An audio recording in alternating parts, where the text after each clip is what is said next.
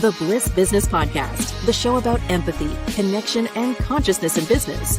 Today's episode is brought to you by Zero Company, your paid search, social media, and programmatic ad experts. Now, the reason I asked Vanessa was yesterday we just finished our podcast with a guest in studio, and it was like an hour and a half long interview. And then afterward, he's like, "Where's the tequila?" And I was like, unprepared. So I think I need to ask guests beforehand if there's a particular adult beverage they enjoy. Yeah. So I come prepared to the podcast next time. Well, hey everyone, welcome back to the show. I'm Stephen the Cash, joined by Mike Lusky. And I just cut you off, Vanessa, but it's all right.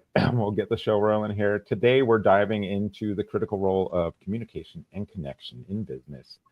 Strong businesses are built on trust, shared values, and creating real connections, not just with customers, but with their teams and communities. Mike, tell us a bit more about our guest today.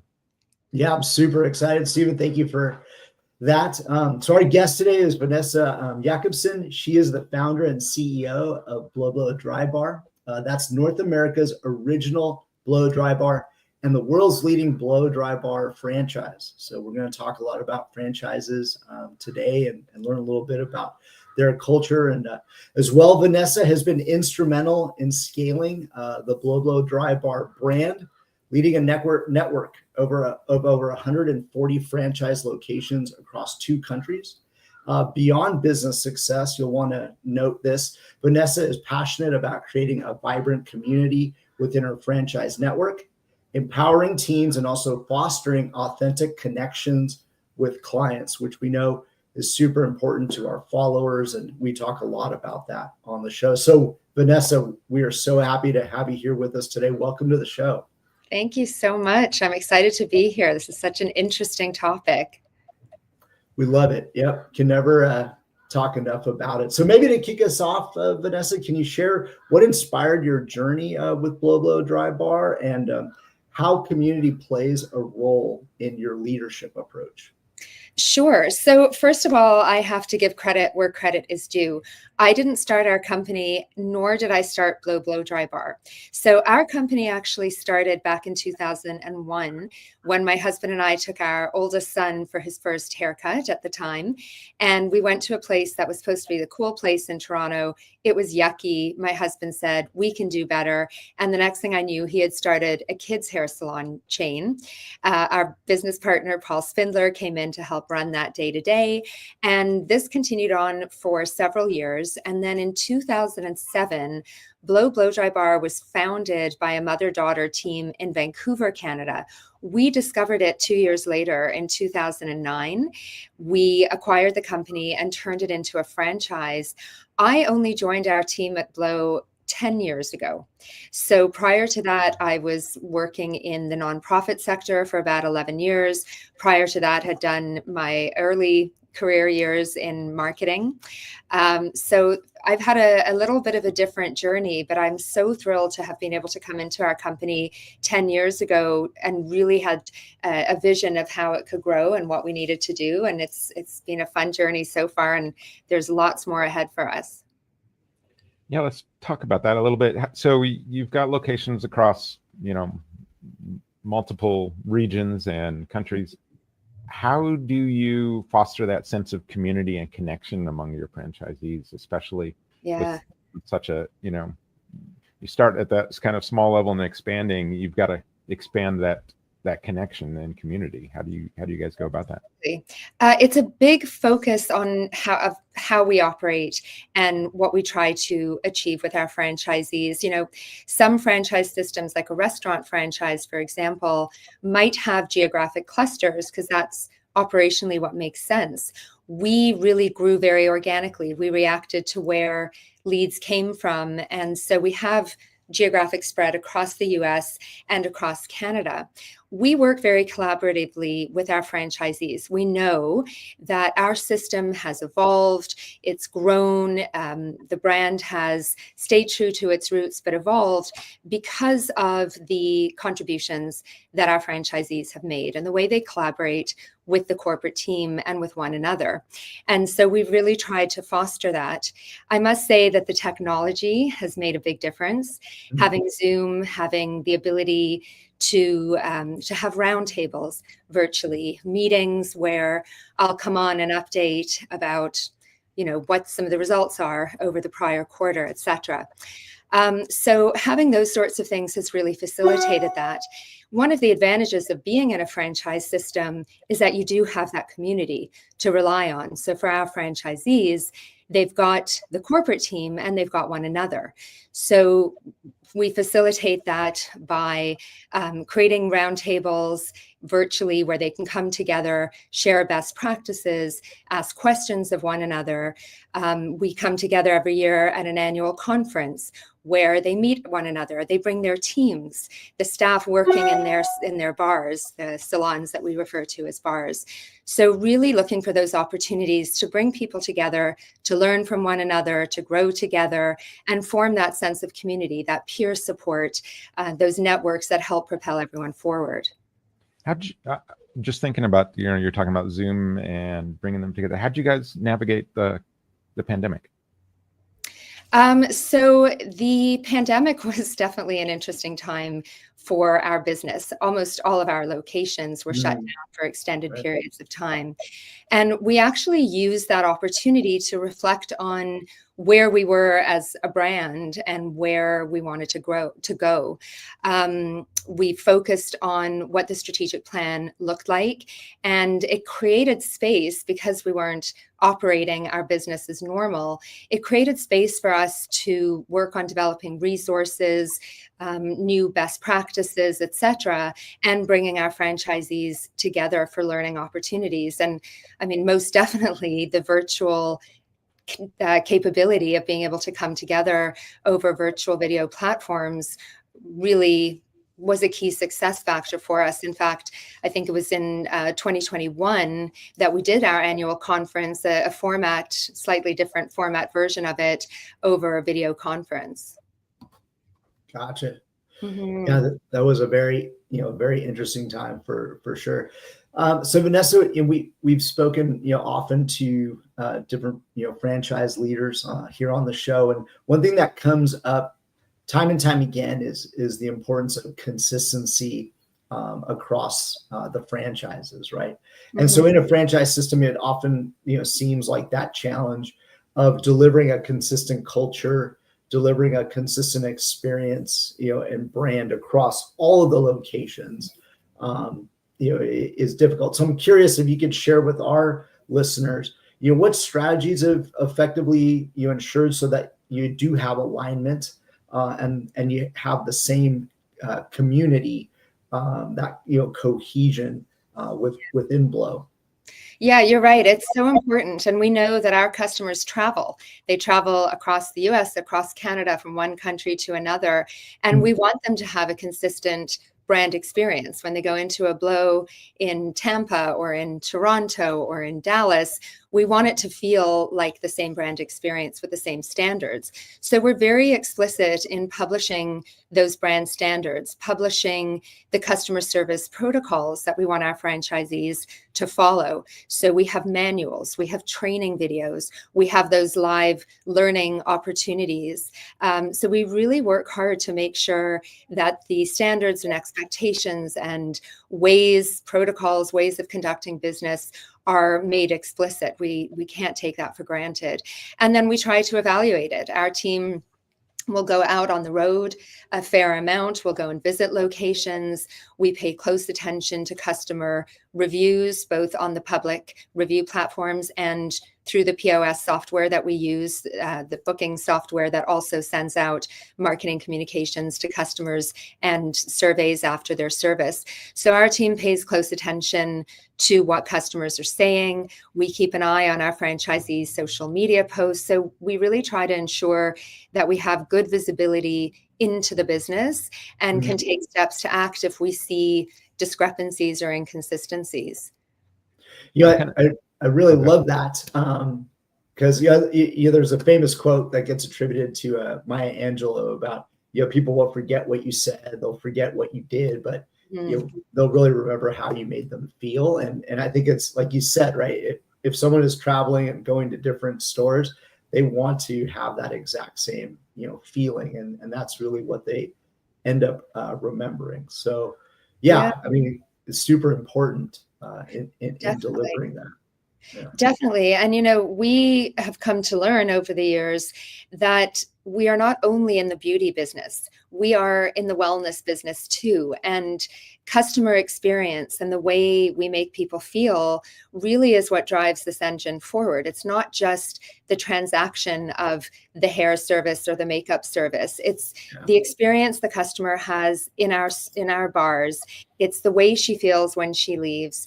And for us, what's so interesting is that the same customer can come to us on different days for a different experience. She might come one day, she's really busy, she's brought her laptop to catch up on work. She just wants to sit in the chair and bang out her work while someone else takes care of her hair. She might come in on a Saturday evening with great excitement because she's heading out for a night on the town and she's there to have fun and get ready. She might come in with her best friend or her daughter or her bridal party on another day. So really understanding what the customer is there for and delivering on that experience. We understand today that customers are willing to invest in experiences, those things that make them feel good. And so we take very seriously that if we are not delivering that exceptional guest experience, we're not going to win as a business. Yeah, I think for someone who's, one of your employees there, knowing their purpose, that, a higher purpose in there, like you're seeing someone who maybe is going to have a very important day tomorrow or something like that, right? Or, in the middle of a life change experience, like you mentioned, like a bridal party or something. And there's this kind of higher purpose around the job that they're doing, is that they're helping that person feel, confident, right, on that day of that big event. Totally. And how do you go about having your franchisees kind of understand that particular element of your business? I think our business model attracts people who are excited about that and who do value owning a business that makes people feel wonderful and that plays such an important role in people's lives. And the staff who are attracted to the industry, the individuals who become hairstylists and makeup artists, they really love making people feel wonderful. So I think part of it is self-selection. I think part of it is people being attracted to the business who really do have that passion for customer service and making people feel great. And then we keep a spotlight on it. We talk to our franchisees about things like net promoter scores and how to manage your digital reputation by responding to reviews and all of that. So we do keep it top of mind. We do put the focus on developing out the customer service protocol, the different service standards, et cetera, that keep that focus on the importance of delivering on those wonderful guest experiences. You mentioned a bit, kind of supporting them with in their local communities in a way. You're kind of looking at the reputation management. You mentioned a little earlier, kind of looking at the social posts and what they're doing. So how do you support the franchises to build, connections in their local community? It's such an important part of what it means to be a franchisee in the Blo system.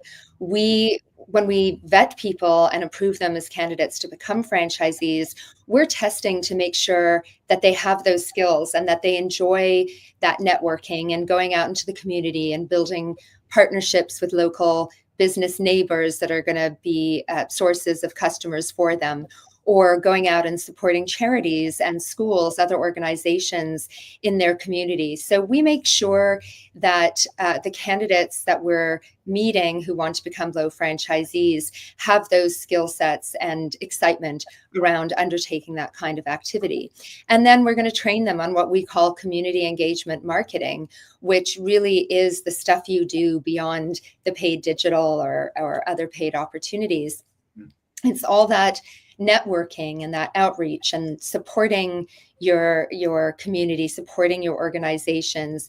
And those are all things you do that help build awareness for your business, while also enabling the franchisee and their teams to kind of weave themselves into the fabric of their community in a way that feels rewarding for them, feels meaningful for the guests experiencing the services and engaging with the brand, and feels wonderful for those team members who understand that the service they're delivering and the benefits they're providing to members of their community really do enhance people's lives. So I actually just wanted to make like a real quick point on something that you said earlier. Stephen was asking, about how the purpose sort of flows through. And I refer oftentimes to this Ernst & Young study that talks about organizations that have a very clear purpose oftentimes grow, about 3x faster than other organizations. And I thought that was so, critical because, like you were saying, it sounds like many of your franchisees and even the employees know why they're there, right? To help someone out, to give them that confidence that they need. I love that word, to help them feel wonderful is key. And so I think if the organization has members of employees and franchisees that understand the importance of that, it's just going to bleed into the experience that the customers end up having. Yeah. And Mike, I think what's interesting is that it's true about the business model and the value proposition, the services we deliver, but it's also true about the points of engagement between members of the team and between members of the team and the guests. It's a very social business. The Blo location is going to have a big number of team members. They might have 5, 10, 15. They're there to support one another. And we hear that stylists love working at a Blo location. Sometimes it can be competitive out in the salon world, or lonely if you're doing a booth or chair rental. They love the connectivity of working with others in a Blo system. They love knowing that I might start out by greeting the customer. You're then going to take them and deliver the service, or I might be running behind and you're going to jump in and offer them a coffee while they're waiting for me. So there's a lot of teamwork. There's a lot of supporting one another. There's a lot that we do with our franchisees around the very business fundamentals of goal setting and action planning and giving your team members goals.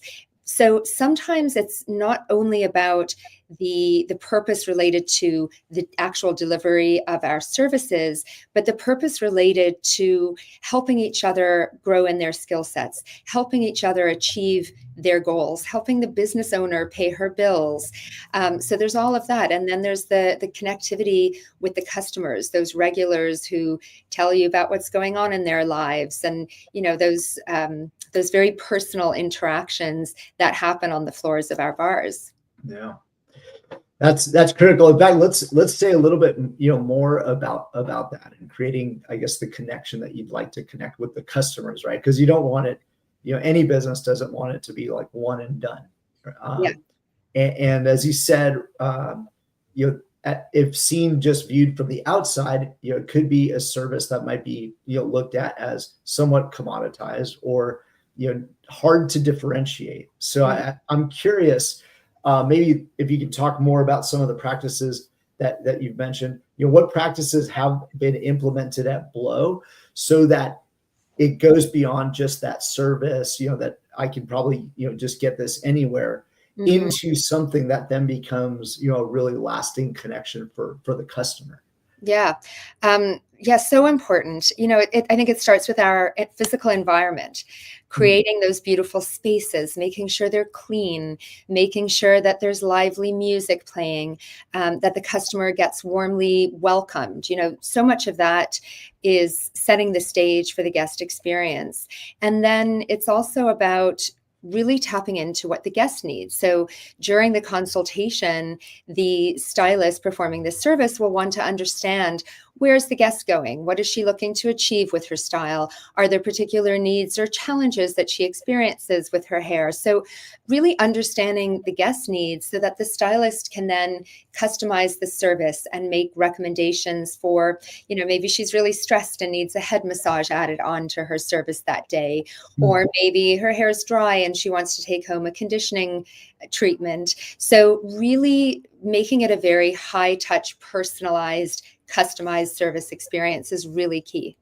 Got it. Yeah. It's got to be unique, right? Yeah. Mm-hmm. Yeah. All right. We've got, we've got a guest question coming up here. So let's see. Vanessa, what advice would you give to other leaders looking to scale a purpose-driven franchise while maintaining a strong sense of community? I think that those things kind of go hand in hand, that strong sense of community, like-minded people. So every franchise system really has to ensure that as they're welcoming new franchisees in, they're a good cultural fit. There's alignment of values and alignment of purpose. So I think it starts with franchisee selection, just as it does when you're recruiting for any business. You want to have that cultural fit and that value alignment. And then I really do think that for us, it's been about engaging the franchisees, having those conversations, learning from their experience on the front lines. So you create that community and you recognize the shared purpose, and that just propels the whole business forward. So I would say, people to your team, including your franchisees, keep the focus on the purpose and work together, work collaboratively. That creates that sense of community. Most franchises have a whole bunch of systems set in place. You want to get that standardization right. But how do you also find that balance to allow, your franchisees to kind of be really flexible and innovate locally? It's very tricky. And I think that as any franchise system grows, you have to become stricter with your enforcement of brand standards and the need for that consistency. We want our franchisees to feel like the Blo location or locations that they're operating are an extension of themselves in a way. So we do allow them that space to really deliver on their version of excellent customer service. So if a franchisee decides they want to invest in an espresso machine and serve espresso, if they want to serve a bubbly alcoholic beverage on a weekend, those are things that we don't necessarily mandate. And we do give the franchisees that little bit of room to bring their own flavor. I kind of think of it as, we've brought the recipe, we've brought all the ingredients. The chef in the kitchen now has the ability to insert their little bit of flair or additional spice. So we want to create a little bit of space for that, while also monitoring to make sure that we are keeping that consistency that we talked about. But often what happens is that something that works really well for a franchisee, part of our job and part of keeping this collaborative approach is learning from our franchisees as to what's working well for them, so that we can then package that up into a system best practice that we can roll out more broadly. Yeah, I think that's where you find in a lot of businesses, like in your model, where you find that real power is when you give them enough leeway to innovate locally, and then the communication comes back on something that really works. Yeah. And then now you blow it out to everyone else. Exactly. So yeah, that's why I'm always kind of diving in on that, that balance there you got to find for the freedom versus standardization. Yeah, exactly. Yeah. I'd say too, for sure, as long as it's improving the customer experience versus impacting it negatively. So, Vanessa, let's talk, I guess, a little bit more. You mentioned earlier one of the things to take a look at about consistency and how some of the locations are doing is to respond to reviews and I'm sure there are metrics as well that you use to track. So I'm curious, what are some of the feedback loops or feedback mechanisms that you have, not so much just to, I guess, talk about performance and how locations are doing, but do you have measurements to measure the customer experience and how that community engagement is going on. Yeah, so within the software that every bar uses, as I said earlier, there's an email that'll go out or a text message that'll go out to a customer asking them to rate their service. If they rate it at the low end or the high end of the scale, the system then asks them for feedback. And then the Net Promoter Score is being created. So we coach our franchisees to monitor the Net Promoter Score. We talk about the goals that we have, what you should be striving for, and we teach franchisees how to use those. So first of all, the advantage of getting reviews through the system is that they come pretty quickly in real time. And a franchisee can even have it set up to their phone. So a review comes in, the franchisee sees it right away. If it's a positive review, they have the opportunity to go into their team chat and say, hey guys, Susie just got this amazing review. Congratulations, Susie. Or if there's a service deficiency identified, they have the opportunity very quickly to reach out to the customer, understand what happened, and try to make things right for the customer, inviting her back in for a service, etc. And so by doing that, they're often able to preempt her going to the public review platforms where she could maybe do a little bit more damage. And then it gives the franchisee the opportunity to identify where certain team members might need more coaching, or maybe there's a group training opportunity to upskill and put a stronger focus on the customer service protocols. When it comes to the public review channels, we actually use marketing technology. So our franchisees have access to a platform that pulls all those different public review channels into one platform. So they can go right in there. They can see what customers are saying. We give them the best practices in terms of how many hours do you have to respond to a negative review? How many hours do you have to respond to a positive review? How to respond so that not just the person who left the negative review, but the other people reading on that review platform even years later. Right. What do you need to say in your response so that they can see that the business is being responsive? But then how do you take it offline so you're dealing with the customer appropriately in a private way? You don't want to trigger a bunch of copycats if all you're doing is going onto your public channel and saying, I'm sorry you had a terrible experience, we'll offer you a free blowout. Right. That blow up in your face, no pun intended. Right. So really working with our franchisees on what those best practices are, how to manage your digital reputation so that you're responding effectively in a timely manner, et cetera. And then using the feedback that you're getting to improve your business. I think so many business owners are really scared of those reviews, but we coach our franchisees to see it as a gift. Those reviews and the feedback you're getting for your customer really are an opportunity to improve your business and help propel it forward. Yeah, I'm really happy to hear you say that, because in the work that we do, obviously negative reviews is never great, but Google does also look at the engagement that is going on with say someone's particular business profile. So yeah, I'm happy to hear you say that. Don't shy away from those negative reviews, and I'm also happy to hear you say that the franchisees are encouraged to get those public positive reviews, because they definitely do have a big impact. For sure. Yeah. And we talk a lot about search engine optimization and how one of the most important things to do to drive those mysterious Google algorithms is get a lot of reviews, a high number of reviews, and respond to them in a timely manner. So but there's a lot that's in the hands of the business owner. Yeah, 100%. Vanessa, you had mentioned earlier you had kind of the background in volunteerism. I wonder, as a leader, are there any practices from that or any other practices that you prioritize to create kind of a culture of connection and inclusion with your team?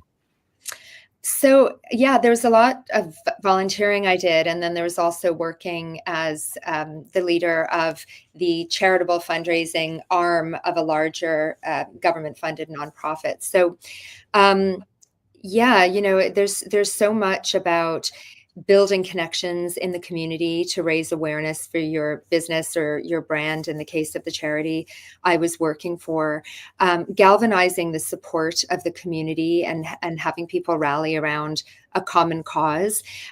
Obviously, when you're talking about a pediatric cancer charity, there's a different motivation than when you're talking about supporting a local business. But so much that we've seen in the past several years, and I think the pandemic experience really accelerated the notion that people have come to value the local business owners in their neighborhoods and the local businesses that they run. And as a franchise, our job is to help people understand that we're not some big corporate system. This is really about the people in your neighborhood. These are really businesses owned by individuals from your community. And so encouraging our franchisees to be out there representing their business and making those connections. We know that customers in our bars, people in the neighborhoods, want to support the business owners that are local to them. So I would say that a lot of the experience I had around building brand, around how you gain the support of a community, I think a lot of those skills and experiences are very similar to what we're encouraging our Blo franchisees to do.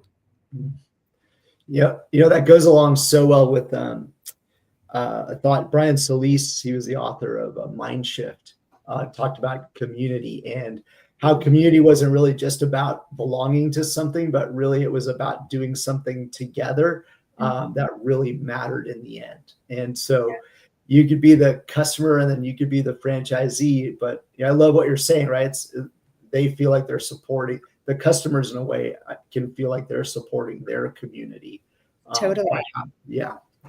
Totally. Yeah. And there's a whole other layer of it too for Blo franchisees. And again, I think this is that self-selection. I think one of the things that attracts people to the Blo franchise is that they recognize that they can use their Blo business to contribute to their communities. So whether they are going to have a styling station at a local fundraising event to help that fundraiser be successful, or whether they're hosting volunteers from a charity in their organization, or one of our franchisees would host the moms whose kids were in cancer treatment and give them that little bit of a break and pampering, or the franchisees that will offer complimentary services to women who are struggling to find work and help them prepare for an interview, or whether it's the teams coming together to go and volunteer, the franchisee with their staff to go and volunteer and do something together as a team. There's so many different layers of what you just talked about, but coming together in support of the community is such a persistent theme through our Blo experience. Yeah.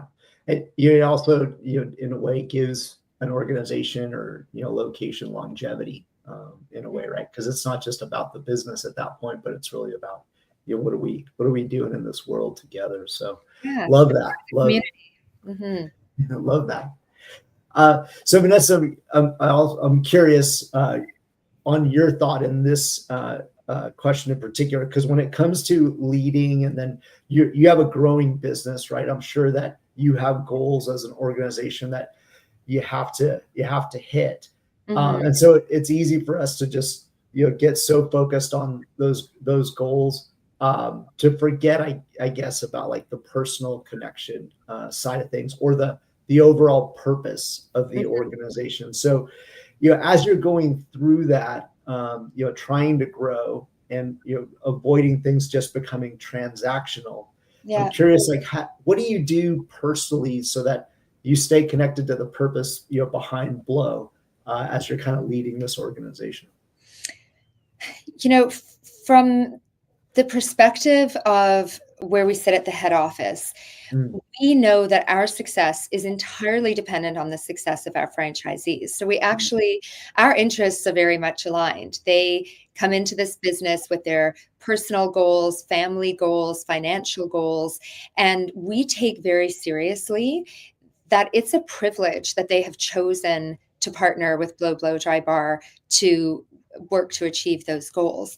So we know that in order for our company to be successful, we have to ensure that they're successful. So, you talk about leading with empathy. For us, it's really about understanding what they're trying to achieve, what their challenges are, their personal barriers as leaders in their businesses.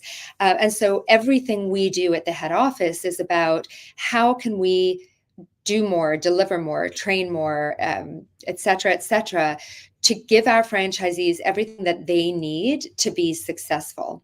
So I think for us, it really is, it sort of permeates the whole thing. What are they trying to achieve? Who are these individual entrepreneurs who've given us the responsibility of being their partner in this venture? What are they trying to achieve for the staff working for them and the opportunities they're creating for these individuals to have wonderful careers and earn a great living, etc.? What are they trying to create for the guests coming in to their bars? So to me, it's like a continual thread weaving through all of it. Yeah, that makes a lot of sense. Looking ahead, how do you see Blo continuing to strengthen its community? You mentioned some of those like initiatives, community initiatives. Is that something you want to do more in the future, or where are you looking to kind of build that community relationship? I think it's going to be more of the same as we continue to grow across geographies. I think it's going to be how each of our businesses continues to grow within their own neighborhoods and communities. So as they continue to grow their customer base and touch the lives of more people in their communities, I think it's going to be, we know the formula, we've got the recipe book, and how do we continue to scale while still staying true to the brand, staying true to that purpose, and ensuring that we're delivering those high touch experiences and connections between corporate and franchisee and their teams, the team and the guests. It's all, I think it's all going to be about more of the same, bigger and deeper. Yeah. So interesting. I'm sure you've read the book From Good to Great. And in there, they talk kind of like the power of the flywheel. Sounds like, once you really get that going, it really starts to gain momentum. So you're on the right track. It's the gaining momentum, and how do you continue to evolve, stay relevant, stay ahead of the competition, while also staying true to the fundamentals of the business and the value proposition. And that's what's been really fun, is to see how we can keep the core, evolve and grow to meet customer demand and continue to be the leader in the space, but not by deviating from the purpose that is at the core of all we do and has been since our founders started it in 2007. Yeah. Vanessa, it's been a great conversation. Before we wrap up, I always like to ask this question, or some form of it. What role do you think love and compassion plays in business? In business in general? I think it plays a very important role. I think it's more obvious in a service-oriented brand like ours, but I think that people crave human connection. And I think we know too, post-pandemic, the younger generations that are coming up through the workforce today, people value connection. It's not just about do your 9 to 5 and go home. So I think that love, that empathy, that caring, that understanding of what individual needs are is very important. And I think the challenge of a business owner is figuring out how can you meet those human needs for that connectivity? How can you lead from that place of empathy, but also be true to the business and also get the job done and get it done in a financially responsible way. I know for us at Blo, it's an enormous part of who we are and how we deliver our service, how we engage with one another, how we support our franchisees to deliver on the opportunity for their team members and the opportunity for their guests. It's an enormous part of what we do as a service brand, but I do think it's relevant across the spectrum. Vanessa, where can people learn more about your business? Where should they go? They can go to our website, blowmedry.com, blomedry.com. Please find me on LinkedIn. Feel welcome to reach out. I can always connect you with members of my team, or you can connect with other members of the team on LinkedIn. Blo Hearts You is our Instagram channel. You can learn a lot about our marketing promotions and opportunities there. And I would love to engage. Well, Vanessa, that was an incredible conversation. Thank you, so much for sharing, the journey and what you've, the insights that you've given to us today. We can certainly tell, right, as hosts, your passion for community and connection. So it truly is inspiring to us, and wanting to keep the conversation going on that. So we really appreciate it. Thank you. It's been a real pleasure to chat about such an interesting way of thinking about business. So thanks for the opportunity. I enjoyed it. Thank you, Vanessa. To our listeners, thank you for tuning in to this episode of the Bliss Business Podcast. Be sure to subscribe for more inspiring conversations with leaders making a difference.